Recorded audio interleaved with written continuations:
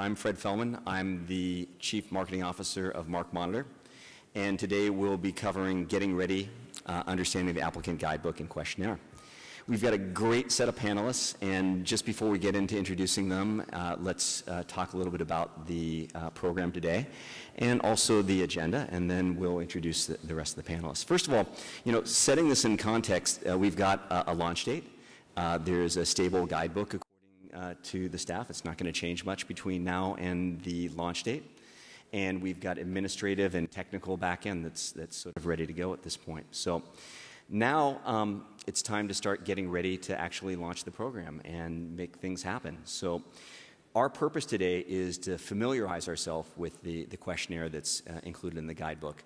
Now, because it's a very long document, we probably won't get into every detail of it. In fact, we could probably spend hours on individual topics, but we'll familiarize ourselves with it. We'll consider the purpose of the questions, and we'll discuss the implications of the applicant's answers in the context of the guidebook.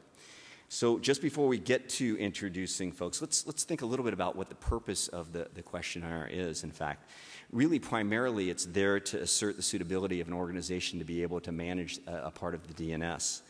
Secondarily, you may find it helpful in terms of enumerating the benefits and possible risks that your TLD might face.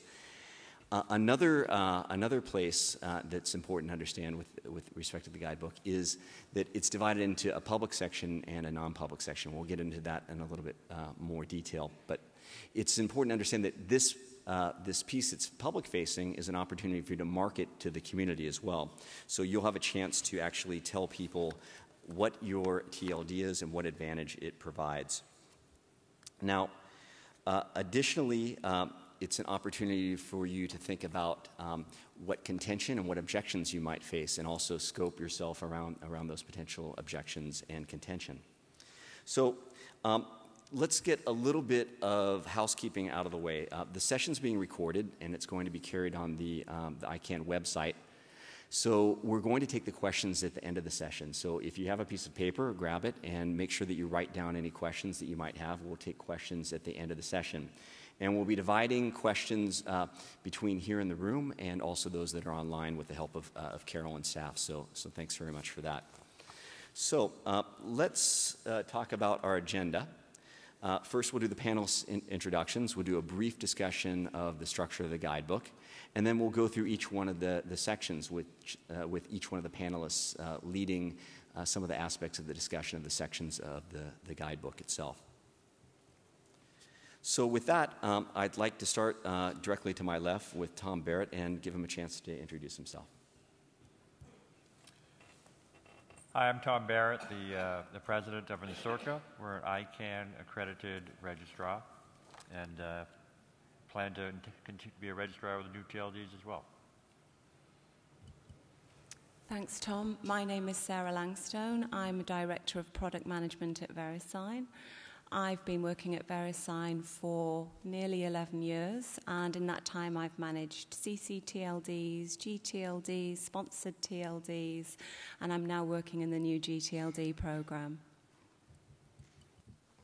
Hi, my name is John Matson. I'm COO of Architelos. For the last 2 years prior to Architelos, I was part of a consulting group that pursued the panel evaluation process for ICANN, supported the process of benchmarking registries, as well as evaluating the criteria used here in the technical and financial questions. I'm Mike Rodenbaugh. I run a small law firm called Rodenbaugh Law in California. Background around here is I was on the GNSO Council that adopted the initial policy recommendations that were approved by the board, and I have participated in just about every working group, it seems like, related to the new TLDs since then. Hi, my name is Chris Wright. I'm the CTO of Registry International. We're a registry operator, and we're providing registry services to various TLD applicants. All right, so let's talk a little bit about the structure of the guidebook. First of all, before we get into some of the details of the questions and question sections, there are a couple of slides that lead into this, and these are the slides that I refer to as the RTM pages. Read the manual. Some people insert another letter in between the T and the M in technology. But so really, it's important for you to understand that you must read this. And in front of me, you know, I have a lot of, you know, a rich and interesting life. I actually read the guidebook on my way over here from the U.S. again.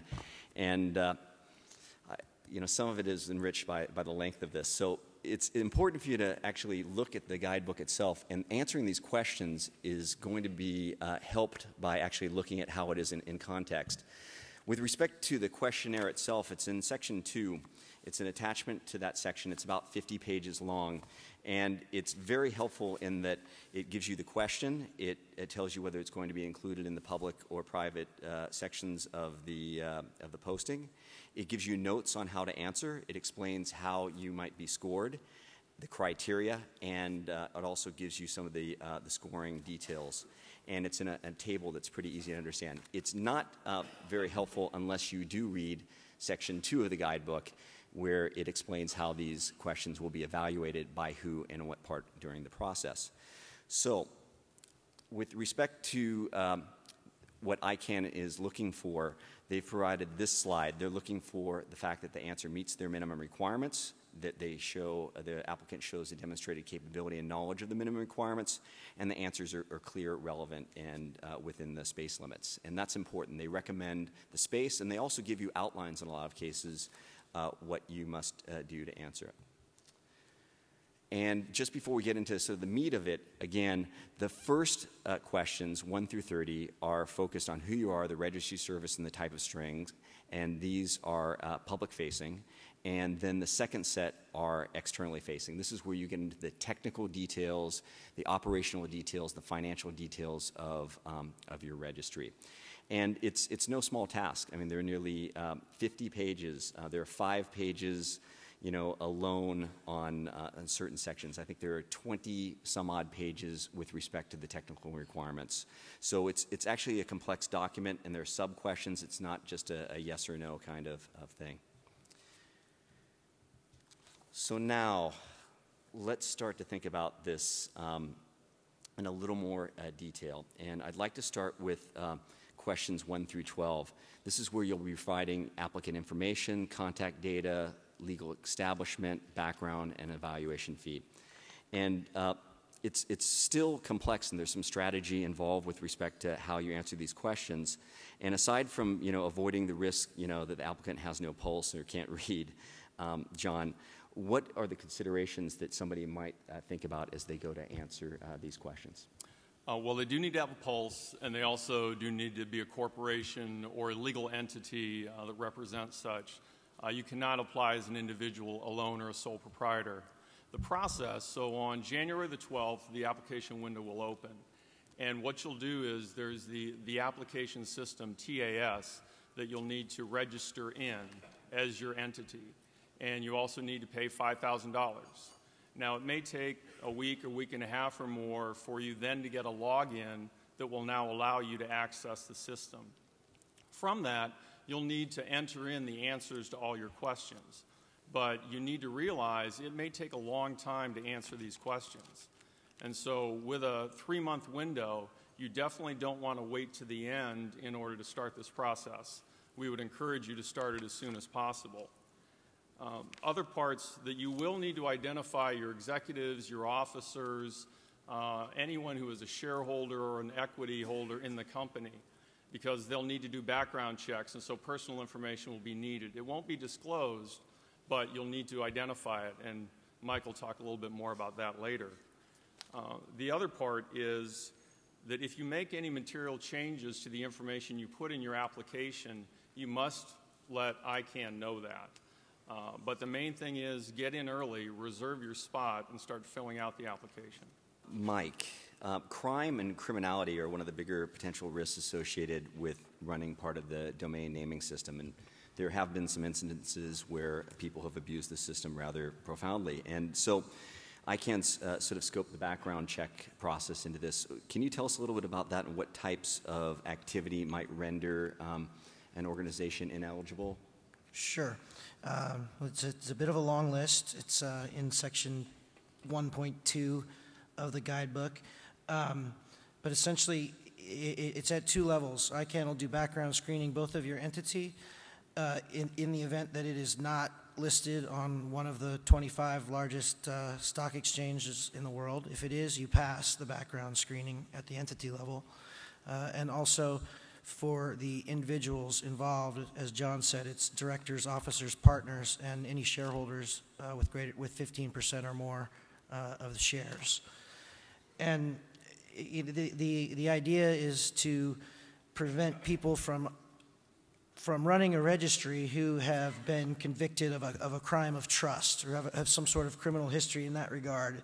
The standard is taken from the banking industry in a lot of respects, but it's also broader than that. So, but for financial crimes, if that was done within the past 10 years by any of those designated officers, then you're going to fail the application.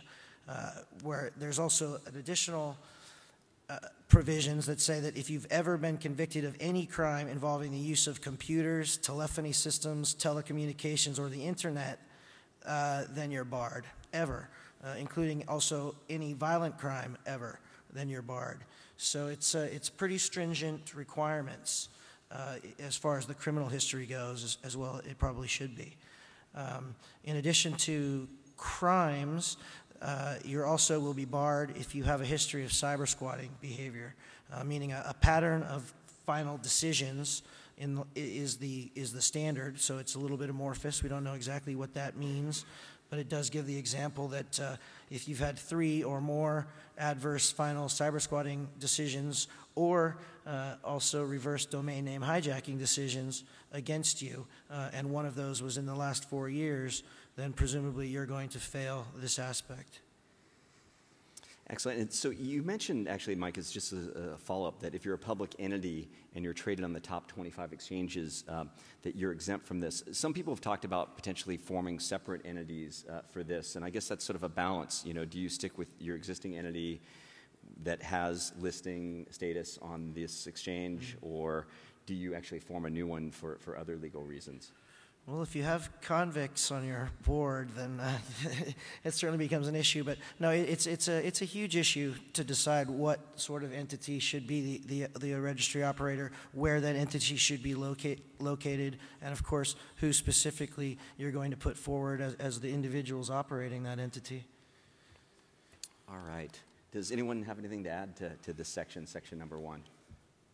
Just to follow up on the fees, I didn't finish the balance of the $185,000, which is the $180,000 you need to put in once you've completed filling out your application. There's also the possibility of additional fees based on if you have some unique registry services that may get referred to extended evaluation. There's a planning figure of about $50,000 in the guidebook currently that says you would need to put that money up if you get referred to extended evaluation for registry services, but it would be a cost-based process. And so if it costs less than that, then you would be refunded whatever's left over from the $50,000. In fact, that's one of the important reasons with respect to making sure you understand the guidebook thoroughly, because there are a number of different triggers that could extend the period that it would take for you to delegate, get your TLD to delegation, which means it will stall its availability and also stall your ability to operate it and make money from it, so, or provide a service to a community for that matter. So it's important that you understand the trigger points and how the answers to your questions might affect that eventuality and the costs associated with the TLD. So with that, I guess just underscoring what Mike said is, you know, be very careful. Watch who is on your management team, because it could actually make it so that you are in fact ineligible if there's someone who is not eligible. So you should make sure that actually you potentially think about running a background check on everyone just to make sure there aren't any nasty surprises when you get to this point, because $185,000 is a lot of money to lose on this. So, all right, with respect to questions 13 through 17, you know, naming the baby is one of the hardest tasks, you know, if you're starting a family. And if you look at the TLD process, it's a bit of a family process, I'd say. And I'm sure there are a lot of spirited discussions you know, going on in the hallways here about what people might call their TLDs. And another very interesting thing about this, and I know that we have a lot of international participants here in Singapore, is that with this round of TLDs, there's also the possibility of international domain names. And with the growth of internet usage occurring mostly in places that don't use the Latin script, that's a pretty important growth area. And I was sort of hoping that Sarah might talk to us about some of the requirements for IDNs and thinking about how someone would choose an IDN and that process. Yes, thank you, Fred. Well, obviously, the introduction of IDN new gTLDs represents a huge opportunity. It expands global accessibility for internet users, as well as providing a wide range of opportunities for registrars and registrants. And I thought that I would highlight some of the issues using VeriSign's own experiences as we've been going through some of the thought processes in preparing for potential IDN applications. Now, obviously, VeriSign has been offering IDN at the left of the dot for a number of years, but of course it's not a truly international experience yet, because everything to the right of the dot is still in ASCII. So VeriSign decided, after much thought, that it didn't make much sense for us just to do a translation of .com in different languages and scripts. In most cases, it wouldn't make sense for us to do that. So we actually decided that what made more sense for us was to look at phonetic transliterations of .com and .net at the first level. So it's really more about how it sounds. But even after we'd selected that strategy, there can be issues with a blanket approach. So to give you an example, in the Russian market, the phonetic transliteration of .net is .niet, which means no. So clearly, that's not a good choice for us. And I think my point here is that even once you have decided upon an IDN strategy, there's no size that fits all kind of approach, and you need to give it careful consideration. You'll also notice, for those of you that are interested in applying for an IDN gTLD, that there is a lot of references to things called A labels, U labels, and Punycode conversion tables. And I think in just starting to explain that, first off, you need to understand that the DNS, it only supports ASCII, the A label. It does not support the IDN or the Unicode U version. And so what you need is you need a conversion tool, which is a Punycode conversion tool, which will basically convert the IDN component into something that the DNS can understand. Now, it's a tremendously complex and technical issue. You really need to know what you're submitting and why. You need to ensure compliance. And, of course, you need to remember that one size doesn't necessarily fit all cases. Just real quickly as well, IDN variants are not currently supported in this release, and I'll just give you a quick example of that. Within ASCII character sets, lowercase a maps exactly to uppercase A. They're interchangeable, but not so with all scripts. And so the community is working on a solution for this issue. And until a solution for this issue has been found, then there are no IDN variants supported within the first round of the new gTLD application. That's great. And also, by the way, there is a question regarding variants. You must actually enumerate the potential variants for your strings. But let's get a little bit more into the sort of technical and practical considerations of selecting a string. And this is an interesting environment. There's a lot of change occurring in the internet itself at this point. And some of the changes we're seeing are the increased reliance on social. We're seeing the fact that an increasing number of people carry things like smartphones these days. In fact, about a third of the people who carry phone contracts in the U.S. actually have cell phones. So those are some of the potential considerations. But Chris, I was hoping you could spend a little time and tell us, in your opinion, what you think some of the technical and practical considerations are of the new naming system. Sure. Technically, the considerations for a string are relatively easy to understand. They're spelt out in the guidebook, fairly straightforward for us.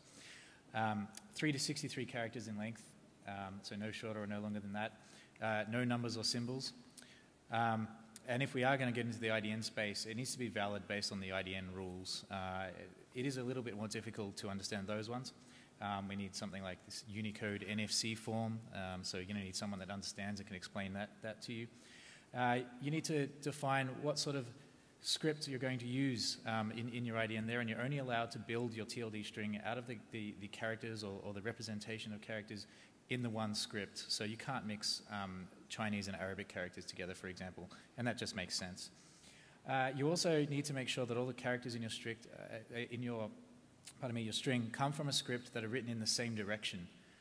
So you can't miss left to right with right to left characters, or Arabic with English characters, for example, or Latin, I should call them. Another important thing to understand is that technically your string may not work in many applications out there on the internet, especially initially. And the registries that applied for .info and .biz, for example, last time around can attest to this. There are, and there still exist, many applications out there on the internet that assume that a domain name must end with .com or .net. And if it doesn't, then it can't be a valid domain name. Now, those applications are starting to disappear. The previous round of TLD applications, sort of started off that effort of getting rid of those. But there are still many applications out there that make that assumption. So you just need to be aware of that, and it is going to take some time before all those applications are eliminated. It's also important to understand that IDNs, as Sarah was alluding to, are new. It's almost impossible to get an IDN email successfully sent at the moment. There are many issues with use of IDNs in various applications. You just need to jump into any of the IDN working groups that exist around ICANN to start to understand a lot of those issues. Domain names not being displayed correctly in browsers, not being able to be used in various places on web pages and around the internet and so forth. So IDNs, whilst there are, you will have the TLD for effectively forever as long as you comply with the requirements for ICANN, but just initially it's not going to necessarily be as usable as you may think, and you just need to be aware of that. Another thing to consider is devices. I think Fred alluded to this before as well. Those of you who have an iPhone will notice that there's a .com button on the iPhone. That's an interesting thing to think about, and what that actually means from end users' perspectives. So there's some of the technical things to think about. Practically, I've broken them down into sort of 3 main areas. That's risk, usability, and purpose. So risk, you need to think about the similarity of your string to other potential applicants. You don't want to end up in a contention set, and I believe there's conversation later on about what that means. You don't really want to go for a string that's going to infringe someone else's trademark or a geographic term. There are restrictions on the applying for geographic terms as well, so it's important to be aware of those. And effectively, just remember that there are only limited cases where you can get a refund. So if you put in a string that happens to conflict with somebody else's trademark and you allow that to get all the way through to the end of the process, and then that trademark holder somehow objects and wins the objection, you don't necessarily get a refund. So you need to be sure about what you're doing. Also, you need to be careful that when you choose a string, words can mean things in other languages that you don't necessarily intend them to mean. And that is potentially a case for other entities to object. Now, whether they would win the objection or not is completely unknown. It depends on the case that they make. But there are words written in, or particularly English words, that when you pronounce them in other languages, they mean other things. And the internet is global, and these strings are going to be used all over the world. So you need to be aware of that. Another thing to do with risk, think about the lifetime of the string that you're applying for. Potentially applying, for example, for .mp3 might not be a good idea, because in 10 years' time, MP3s might not exist. We might have moved on to some new wonderful audio technology that's 100 times better. So think about the lifetime of your string. You're getting this string forever. It's not just for tomorrow, it's not just for next week, it's forever. So you want to make sure that it's usable forever. Usability. think about pronunciation of your string. Your string's not always going to be written down. I mean, obviously, all of these things depend on what your business model is, but your strings are always going to be written down. It's going to be spoken. It's going to be, people are going to talk about it if it's not easily to talk about. You also need to make sure that your string's going to work with the potential domains that you think are going to be registered underneath it. Purpose, you need to understand what your target audience is. So you need to make sure that your strings fit for your target audience. You need to make sure that it's unique, but it still has some sort of established identity or meaning. And in what will potentially be a large landscape of competition, there could potentially be thousands of new TLDs. You have to make sure that your one's going to beat out the other ones. So you need to make sure, hey, assuming that's the purpose of your TLD. So there are just a bunch of things. This is a pretty meaty topic, and I think we'll probably end up spending a bunch of time on it. I mean, because we've just explored a bunch of really important issues: contention, objections. You know, the fact that actually strings might not work. In fact, I think it's section 1.2.4 of the guidebook. ICANN itself says, you know, be careful, because the string that you might choose might not work in applications. It might not work in, you know, the middleware that's the web and that sort of thing. So make sure that you're vetted that rather well before you proceed. You know, because we've mentioned so much in that area, and because I think, you know, naming the baby, as I said, is the hardest task. I was just wondering, is there anybody who'd like to actually comment on this? I see Mike would like to say something. Well, yeah, and Chris alluded to, you know, legal rights objections from potential trademark holders to what's called a limited public interest objection for potentially immoral terms, bad words. You really need to do very intelligent and in-depth clearance searching on your string, I think, to try to understand what the risk of that is, and maybe that pushes you into another direction. It's really critical, and it's not just your basic $500 trademark search of the United States. You know, you got to consider where are your target markets, and essentially, it's impossible to do a global perfect search, but you got to do as best as you possibly can. I just wanted to mention that there's really two types of objections that can be raised for your string. First, the GAC itself can object to any application that is sent to ICANN that might violate national law or local sensitivities. And we've seen how they still have issues with the applicant guidebook today, so I'm sure they'll stay active. But also there's a formal objection process that can be submitted by anyone in the public. And there's basically 4 types of reasons why they might object to an application. Not only the string can be confusing, that include translations into different languages, but also legal rights, morality, and public order, and community, which we'll talk about later. Excellent. Anyone else? Well, just to cap it, I mean, you know, any of these objections is going to take you out of the normal flow.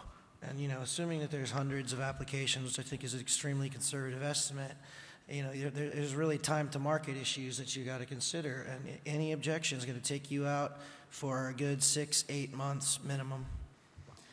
Well, let's go on and let's discuss some other issues, because there's kind of an existential section of the guidebook, which is the mission and purpose, section 18, and it's where you have a chance to actually answer some important questions about your selection and you know what kind of business you intend to run. And in fact, the 20th question gives you a chance to designate yourself as community or not, and there are a lot of advantages and disadvantages of potentially designating yourself as a community application. And so I guess what I think I'd like to frame this just before we get started, you know, the affirmation of commitments sort of talks about this program as being able to extend competition and consumer trust and choice. And this is really an opportunity for you to demonstrate how your application would actually deliver on that promise. And because it's one of the key areas that will help you market your TLD, and it's going to help you avoid objections and general contention, I guess, what are your recommendations for strategies for answering this question, and how do you foresee the response being used, John? Thanks, Fred. Well, now we get to the fun questions. This is hands down the most important question you will answer. Of course, spent a because lot you were of time answering it as thinking well. about this. And in deference to my colleagues. But this is really what you have to set up the whole evaluation process and get your evaluators to understand. There's 5 groups that are really going to look at this question and see how you've answered it. Number 1 is the evaluators, 2 it's ICANN, 3 it's your target market. Who are you trying to secure as your registrants and why? Then it's going to be governments, and finally it's going to be the press. Because on May 1st, roughly 2 weeks after the application window closes, the public sections of the the application are going to be posted. And so you can imagine a list of 500. Well, people immediately are going to go, well, what are the top 10 and what are the bottom 10? So immediately you're going to get buzz around your application when that gets posted. And this is the question that people are going to read to understand what you say you're going to do. This is also the question that the evaluators are going to look at and try and understand, what are you doing and how does your technical and financial responses relate to each other? So this is context. It's really critical. You'll win or lose from this sort of answer. The other part of it is the things that were added in the last guidebook revision, which really responded to the economic issues associated with your TLD. What's the social cost or benefit of what you have? If you want to head off objections, you want to address potential communities and why your TLD is beneficial to them. You want to make sure that you have the opportunity to provide good information. Now, there's only going to be a limited amount of space, so you've got to write it very carefully. But again, I really feel that this is the most important question. It's the heart of your application that everything has to build upon. It's funny, you said that I worked for a marketing guy who said, well, if I had a little more time, I'd write a shorter answer. You know, you can be more succinct and more clear if you've got lots more time. You know, it is an important area, and it is an important area with respect to marketing your TLD and presenting yourself to the market. I'm just wondering, does anyone else have anything that they want to share in this section before we get on to discussing community, which I think will be something we'll talk about for a little while? I was just going to say that I always think that the answers to these questions are really going to help ICANN in round 2 determine what are innovative business models and really which TLDs have spread the benefits across the different communities. I just wanted to point out that it is really interesting, this particular question, that even though it does set up the context for you answering all the other questions in the guidebook, this question is actually not scored. So this question has very little impact on your overall score for your application, except that it helps set up the context for the rest of the answers throughout the application. Although it is not scored, it will be looked for completeness. And your application can be rejected if you do not answer the questions fully and completely. So there are subsections in this question that are difficult to answer, such as what are the social costs and benefits associated with your application. There are resources out there, the economic studies that have been performed you need to look at. Minds and Machines did a very good study on the costs of disputes. There are other benchmarking studies out there that you need to look at in order to assess things. You want to look at what are the behaviors you're trying to cause in your target market, because you're going to have the behaviors of speculation, the behaviors of choice, the behaviors of defense, and those that really focus on building new content.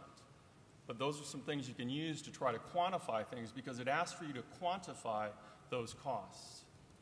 And also, even though it's not scored, I echo everyone's sentiments up here. It's absolutely critical, because you are going to be bound by what you say, whether it's scored or not. You know, these operating rules, you need to provide some serious detail around and then live with them forever. So you need to be extremely careful.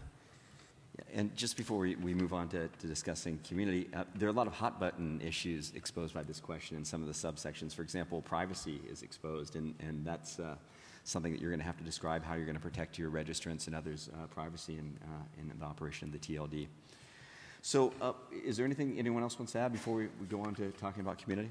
Okay, then let's talk about community, because this is, you know, one of the goals of the program was to actually open up the domain naming system so it actually supported more types of communities, and this is a great opportunity to present that chance to communities to be more active on the web and have different applications, and it's a very exciting moment. And there are some great advantages to actually electing to be a community, and there's some also responsibilities. And so this section 19 and 20 allow you to designate and also get a little more specific about it. So I guess, Tom, what are the considerations over why you might apply for a community for application or not? Well, in an ideal world, everyone applying for TLD will get one, and I hope you all do. But clearly there are some strings that are going to be more popular and have multiple applicants. And if they're both simply generic, they'll go to auction.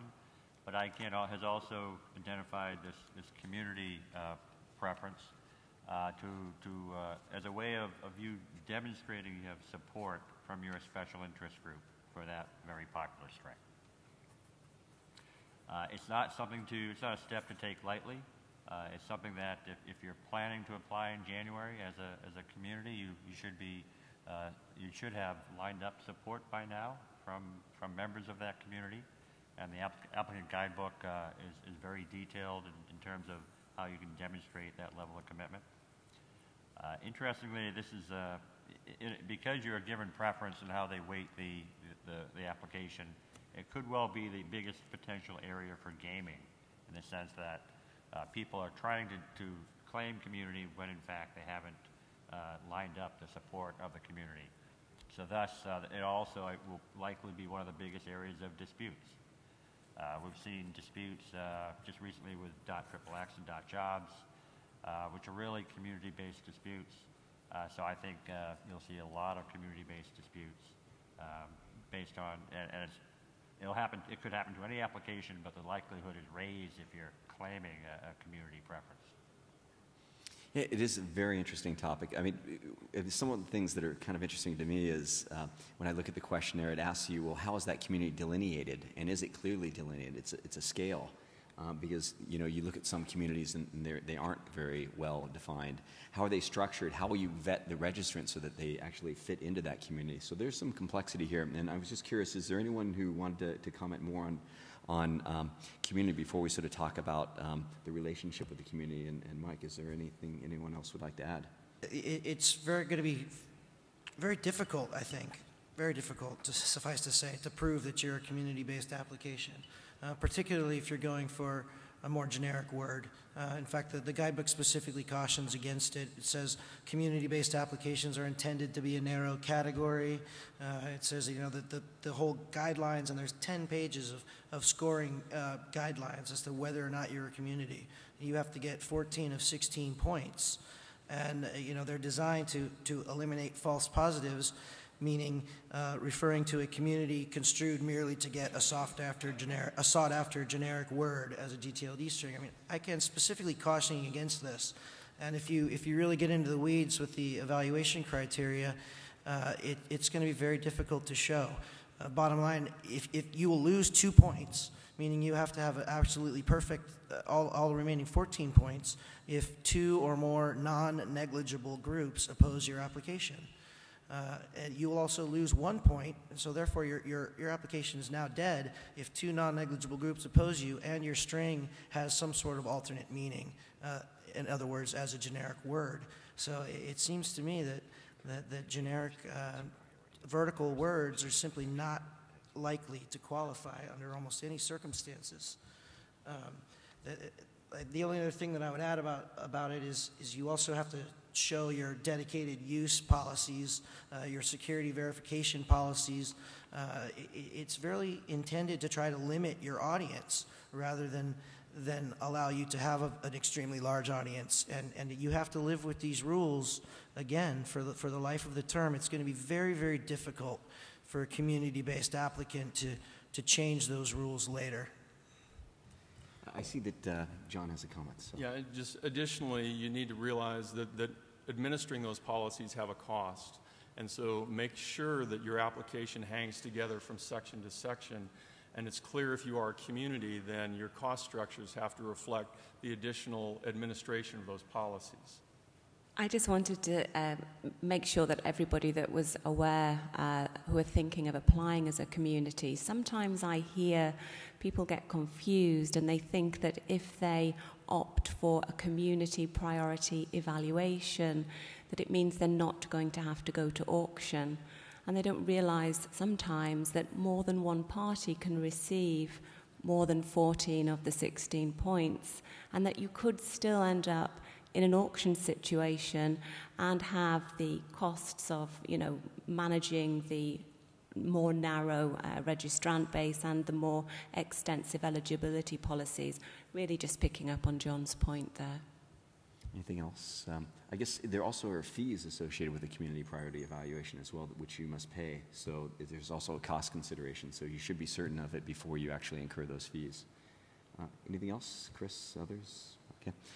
Then let's talk about geographics just really briefly, because one of the areas that we've heard a lot of interest in is city names, regions, countries, and this is a chance for people to rally around their own flags and create geographic names and get registrations around geographic top-level domains. And so there have been names proposed from Berlin to New York, and so how would an applicant establish their eligibility for a geographic name, and is there risk like communities for objection and contention? Yeah, so I think the issue was that the GAC, again, has insisted on reserving geographic names, not reserving them, but has special allocation rules for geographic names, and that includes, there's a bunch of ISO standards for their long form, their short form, also commonly known as, and et cetera.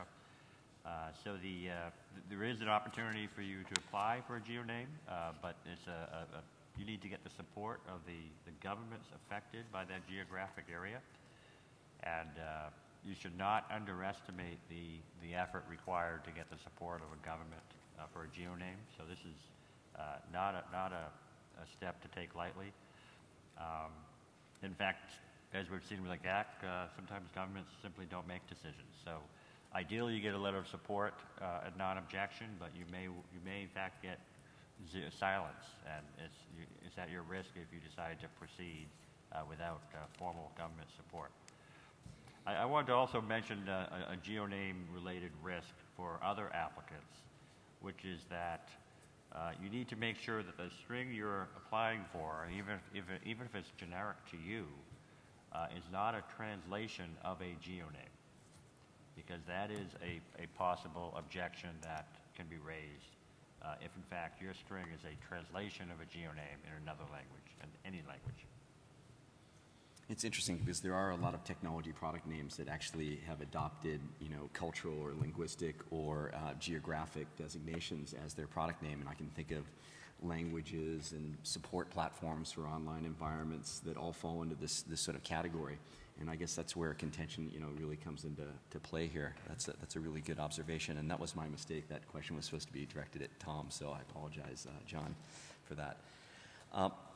The next sort of section that I think we should discuss is Registry Services, and this is sort of at the heart of how your TLD will be operated, from a technical background perspective. And the answers to question 23 and some of the following questions, define what services will be offered. And, one of the things I think that's kind of difficult for a lot of business people who are considering offering a top-level domain is how will they answer these questions, and how will they prepare themselves to do this, and will they need to use an external registry provider? And I think that's probably a good question, these next questions, to sort of direct towards Sarah and Chris. But let's start with Sarah on this one. Thanks, Fred. So the answer to question 23 is where you need to describe your registry services. So let's start with a very high definition of what a registry services is. It's the data that's passed between registrars and registries regarding registrations. It's things like the dissemination of zone files and the security involved in that. And it's really any service that only the registry operator is capable of providing by reason of its designation. And to go back to one of Chris's points earlier on, this question is not scored, but I can't emphasize the importance of taking the time to complete it. It's critical because it really forms the basis for the rest of the answers in the technical and operational capability section. So it's essential to comply with the security components that are required to protect the data between the registry and the registrar, and to protect that data from unauthorized access and any tampering.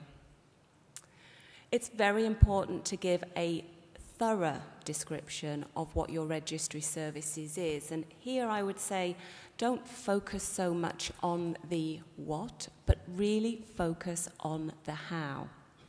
So my recommendation to anybody that's completing the answer to this question is to list each of your registry services, list the technical components, the business components, the risks associated with them, how you're going to mitigate it, and then use that as a framework when you're completing the rest of the questions throughout the technical section.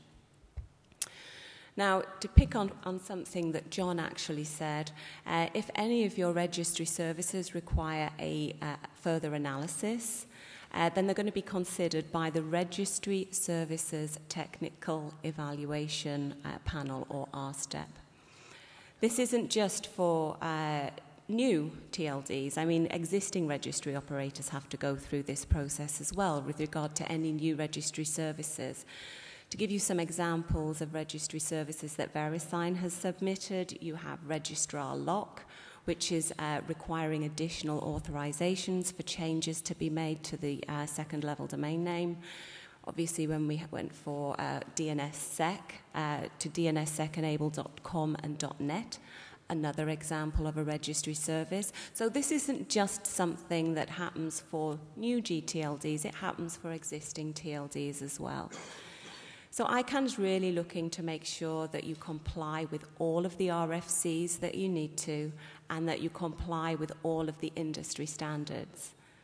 And if you have any risk or any thoughts or that there's risks about you not being able to do that, then you really should consider talking to a registry services provider. Now, it's obviously up to you as the applicant to know the questions, know your answers, know the score, and then do a risk analysis of an in-house registry versus using the services of a technical provider. I would recommend that you speak to registries, you get their pricing, you understand the difference between the service that you're going to be able to provide versus theirs, and the impact of the potential scores. Then you do a cost-benefit analysis of working out, do I do it in-house? Do I do it outside? Do I outsource it? And look at that with the risks, and really think about your major cost items. So your major cost items are going to be things like your provisioning systems, the SRS, Shared Registration System, the WHOIS, the ability to technically comply with all of the requirements of IPv6, of DNSSEC, the redundancy that you have to have in place, the monitoring, the reporting, and all of the things that you need to do to ensure compliance with escrow. So really at this stage, Fred, I would just say, do the risk analysis, speak to registries, do a cost-benefit analysis, and if you do it properly, then that will lead you to the right decision for your own TLD application.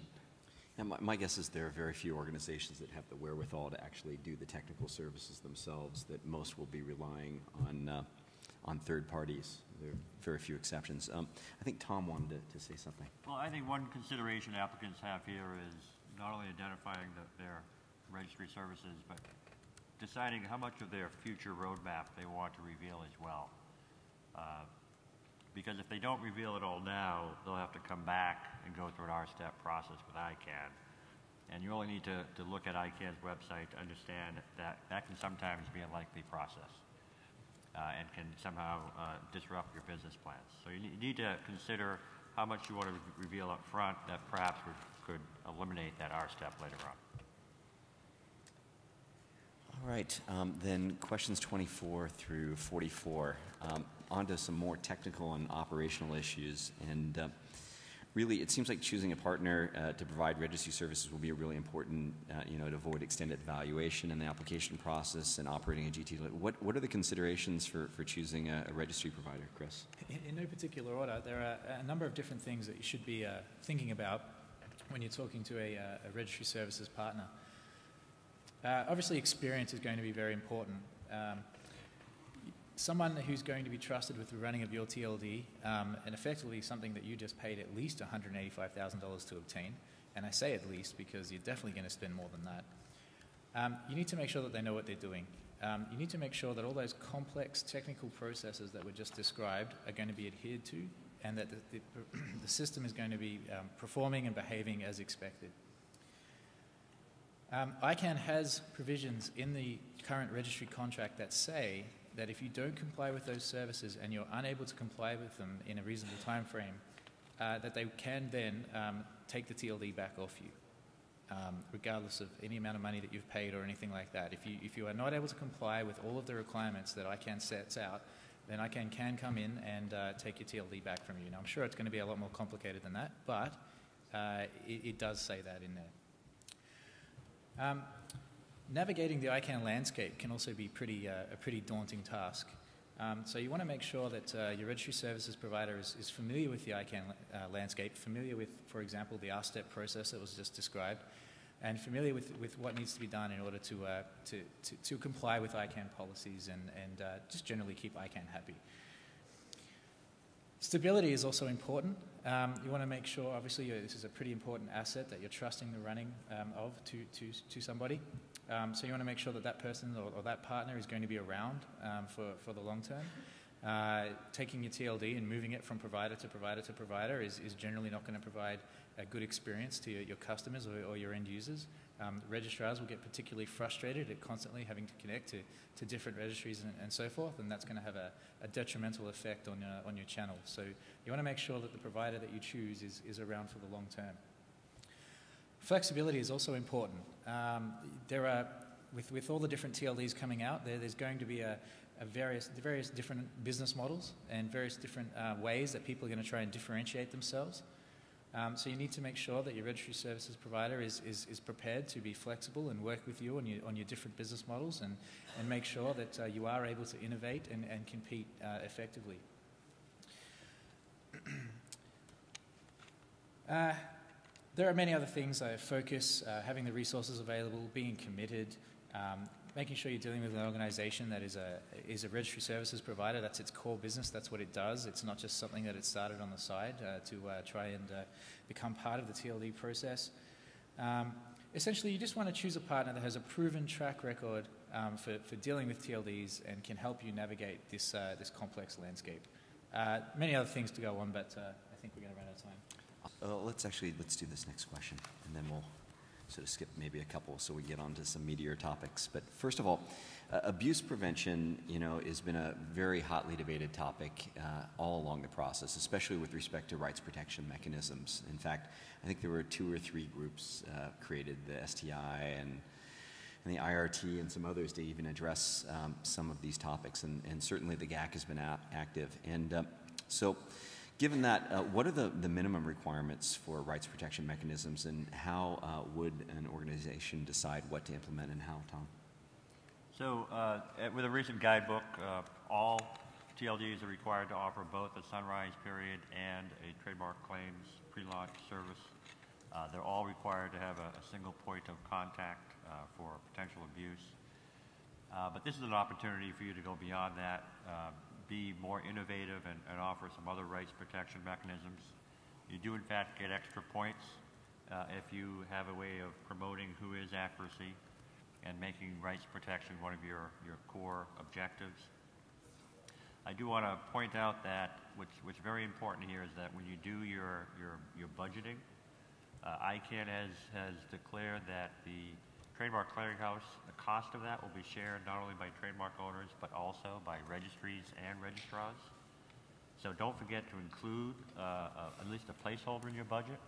And at this point, that's all it can be, because there is no defined cost yet to the registries for the Trademark Clearinghouse. But you need to make sure that you put something in your budget so you're not blindsided once those costs are known. All right, and Mike, would you like to add something to that? Probably would be remiss if I didn't speak on this topic, I think. Like Tom said, this is really an opportunity for applicants to go above and beyond and score some extra points in the guidebook, not to mention posit themselves as being a safer, more secure registry, which would be attractive, I think, to a lot of registrants. You could do things like who-is verification up front. You can provide searchable who-is functionality, which in itself will give you an extra point. You could have an anti-phishing and malware policies. So you have to implement what's called the Uniform Rapid Suspension process that's been developed for trademark issues. But you can also, and I would highly recommend also having a policy in place to deal with fraudulent use of domain names. And then the final category in general, it would be content restrictions, particularly if you're a community TLD, but even if you're a vertical generic TLD, you probably want to have some rules around the content in your TLD so that it doesn't become a .com, it doesn't have a lot of speculation from outside of the industry. You may not want pay-per-click pages in your TLD. These are all rules that you need to consider in advance. Excellent. Well, thanks, Mike. The next sort of question is with respect to security, and there have been a lot of sessions on security. In fact, there was a DNSSEC session earlier today, and it's a very important topic, but I think it's one that we probably can't do justice to in this time period, so we're gonna pass by that. After that, there's a technical overview of the proposed registry, which is question 31. It sort of tells the high-level story of the technical and operational aspects and outsourcing plans and things like that. We're also going to move on from that as well, because I kind of wanted to spend a lot of time on this sort of amorphous section, which is the financial capabilities, because this is really sort of a power-packed section of the guidebook.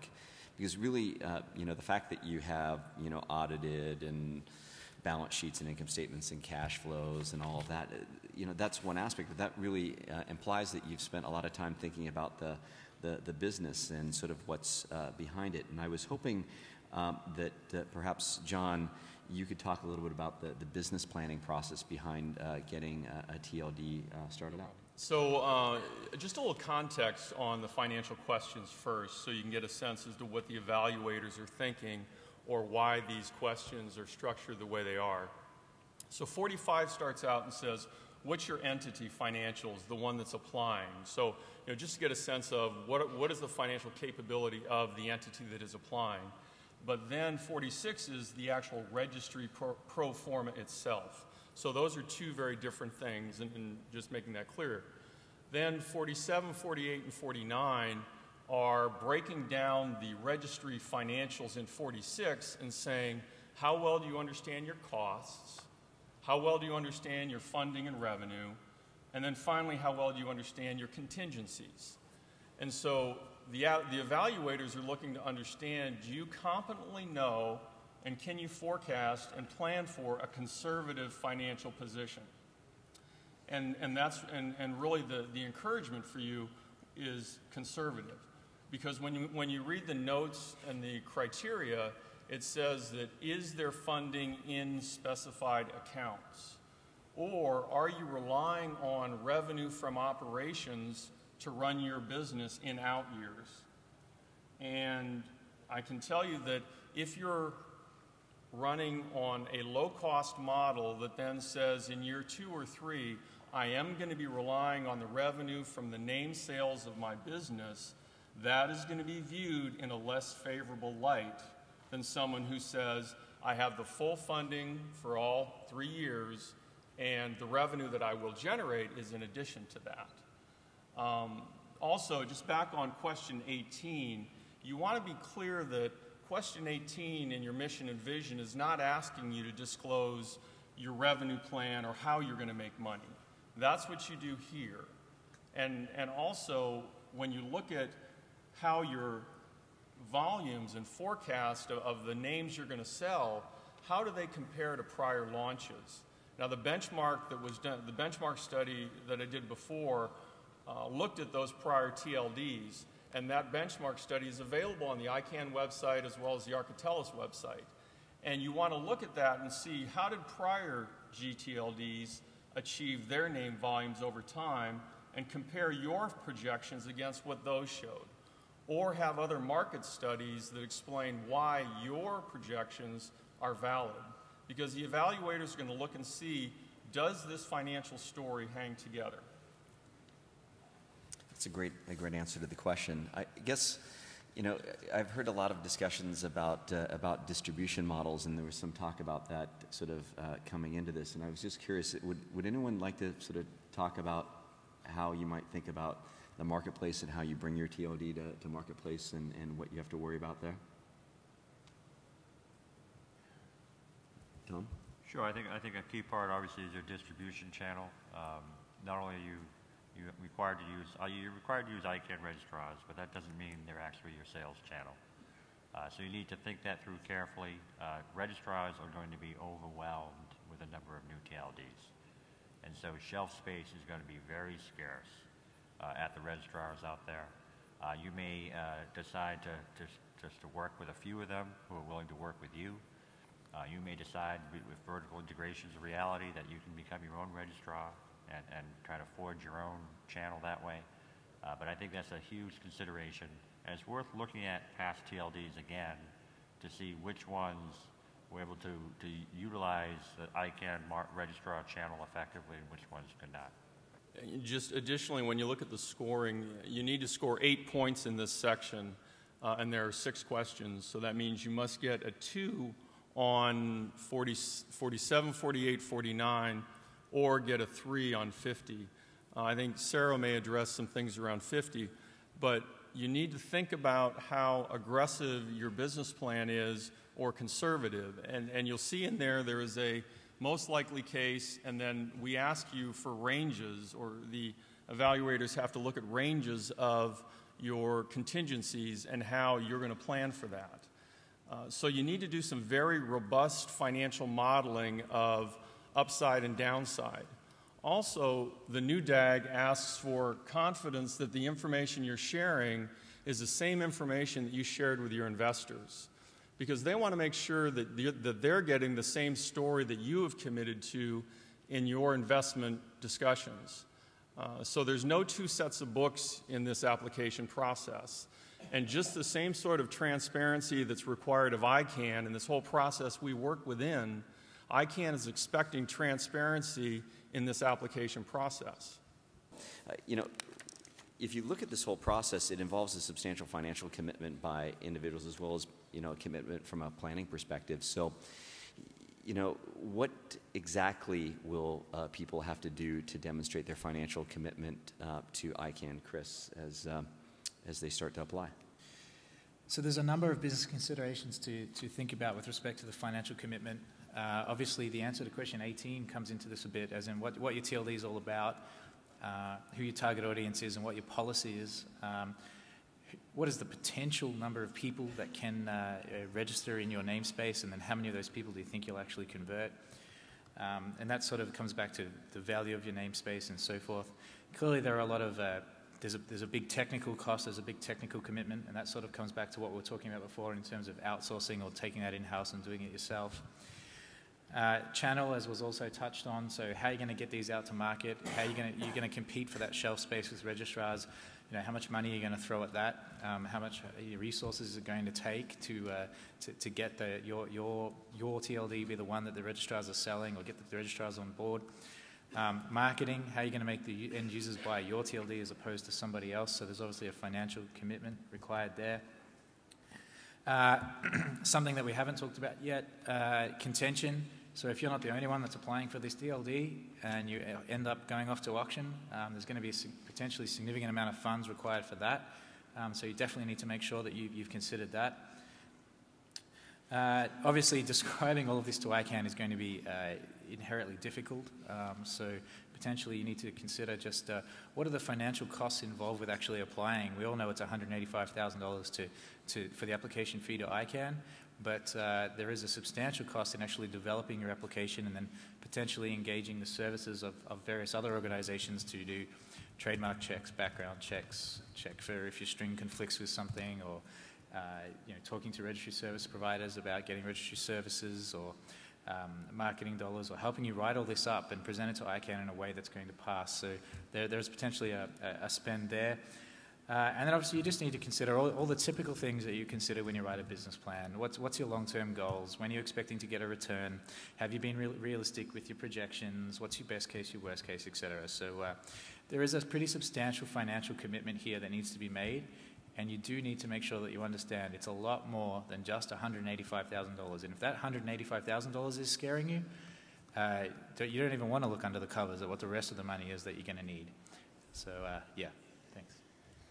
And in fact, you have to actually put an irrevocable line of credit or a deposit down for 3 years of operation. So they're going to look at your financials, and they're going to make sure that you have the wherewithal to actually make it through those 3 years. And you're going to put your money where your mouth is, proverbially. So now, are there any other things that people would like to add to with respect to this before we move on to the next section?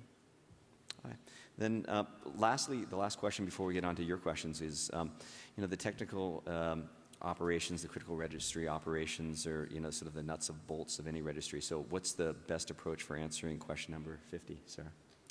So I'm going to be brief here because we don't have a lot of time, but really this covers the 5 critical areas of registry operation: your DNS resolution, the operation of your provisioning servers and your WHOIS, the registry data escrow reports, the maintenance of the properly assigned zone in accordance with all of the DNSSEC requirements. Essential. It all maps back to how secure your registry and its operations are going to be for your registrars and for your registrants. It's really important because you get 3 points here. And as Fred talked to, you need to be able to provide a letter of credit or an irrevocable cash escrow for 3 years' worth of operating these 5 critical areas. If there's one point that I could make here, I have to stress, you can't mess with this stuff. If any of these go wrong, once your award has been made, then it puts your registry operator designation at risk. It's got to go beyond just getting the TLD awarded. You have to be able to operate these 5 critical areas. That's it. All right, so it's now the time to take your questions. So there are microphones at the front of the room. And so if you'd like to come forward and ask a question, I'd welcome you to come forward at this time. Or if we also have questions at the on the online system, Carol, I think, might have an opportunity to read them as well. So we'll start with one from online, and we'll move on from there. Thank you. The first is from Danny Younger. The guidebook advises that an intergovernmental organization, IGO, is eligible to file a legal rights objection if it meets the criteria for registration of a .int domain name.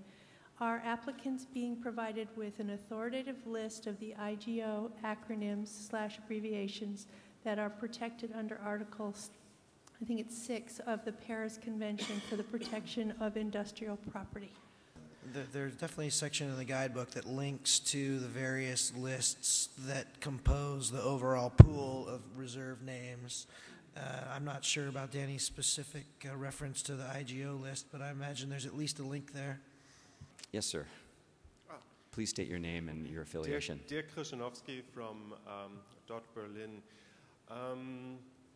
There are quite a lot of companies still out there which might apply for a .brand or .trademark or .company name, and they still have a problem to figure out if their application might be a standard application or a community-based application. There are some brands which are obvious worldwide on the market. There are some very local ones. There are big companies which are obviously communities with a few 100,000 people, or small companies with 5 people or so.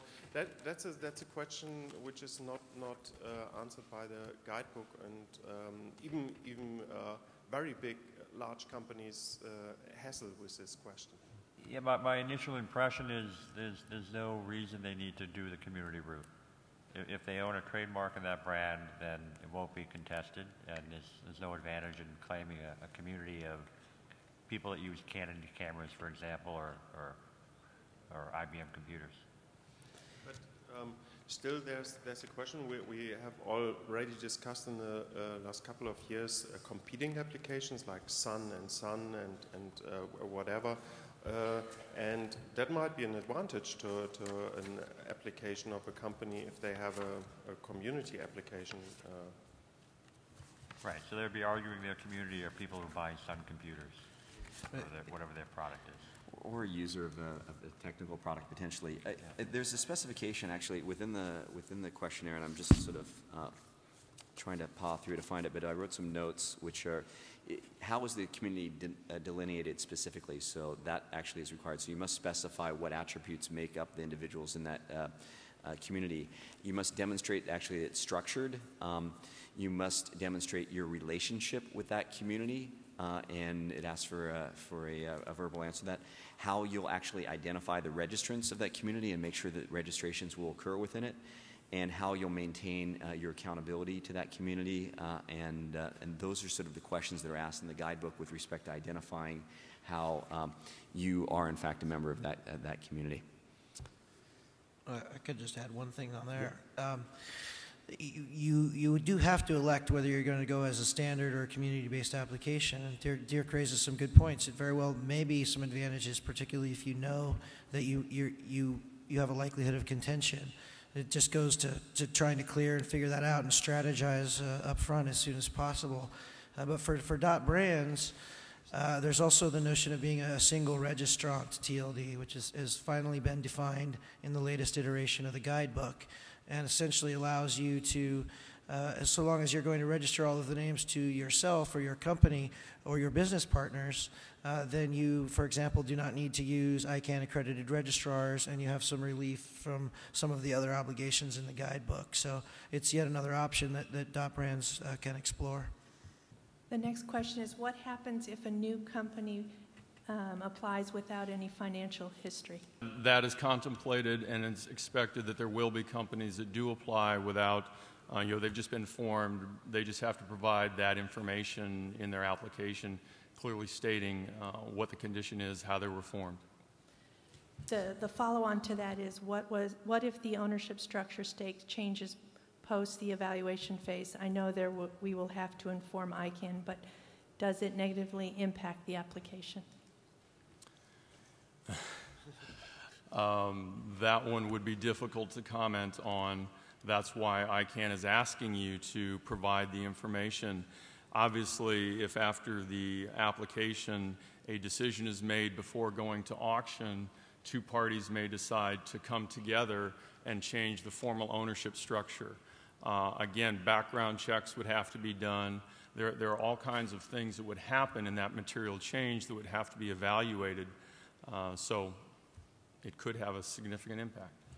And it seems to me, if I recall correctly, also shell companies are specifically discouraged as well in the application process. Was there another question? I just have one, and this has to be the last question because of the time. Perfect. It says, can you provide an estimate of how much on top of the $185 fee will be required for a new gTLD? Does anyone want to answer that?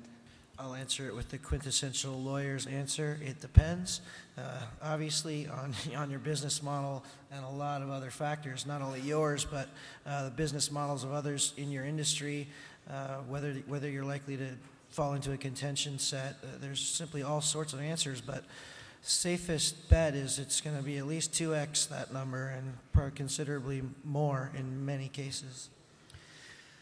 And yes, I've heard a lot of numbers in association. I mean, if you go ahead and you create your financial statements, you're going to look at that and you're going to have to at least come up with 3 times the amount of your annual operating budget for continuity's perspective. So, well, I wanted to thank everyone and sort of wrap this up at this point, especially as we're transitioning to the next session, which is the open forum. First of all, thanks to my panelists who've done an excellent job. Thanks to ICANN for arranging this session and staff, including Carol and Carla. and also to the scribes and translators and to the audience. I really appreciate you coming out during lunch today, so thank you.